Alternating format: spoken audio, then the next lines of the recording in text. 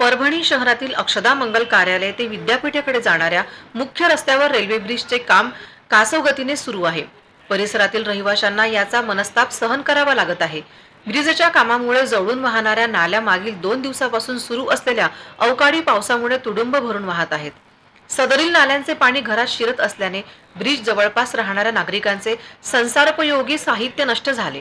त्यामुळे महानगरपालिकेने हा नाला त्वरित स्वच्छ केला नाही तर उद्या आम्ही मतदानावर बहिष्कार टाकू, अशी प्रतिक्रिया देशोन्नतीशी बोलताना नागरिकांनी दिली।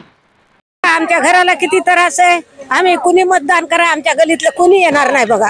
आता मतदान झालं संपला, विषय संपला, मग पुन्हा कुणी बघत नाही बघा। किती त्रास काढायचा।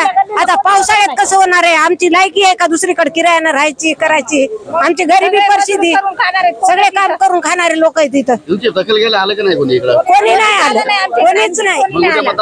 नाही आमच्या गलीतले होणार नाही इथले, तिथं नाही तिथं उभा राहणार।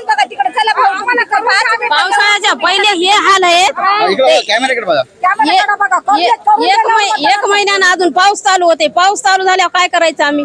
पावसाळ्यात काय, आता ह्या उन्हाळ्यामध्ये हे हाल आहे, पावसाळ्यात काय करायचं? इतके दिवस गपचे बसले तर एका महिन्यात काय करणार आहेत? ठळक घडामोडींसाठी देशोन्नती न्यूज चॅनलला सबस्क्राईब करा आणि बेल आयकॉन प्रेस करा। मुंबई, पुणे, नागपूर, मराठवाडा असो का विदर्भ, राजकीय, सामाजिक, शैक्षणिक क्षेत्र असो का क्रीडा, सर्वच घडामोडीचे विश्लेषण पाहायला विसरू नका। फक्त देशोन्नती न्यूजवर।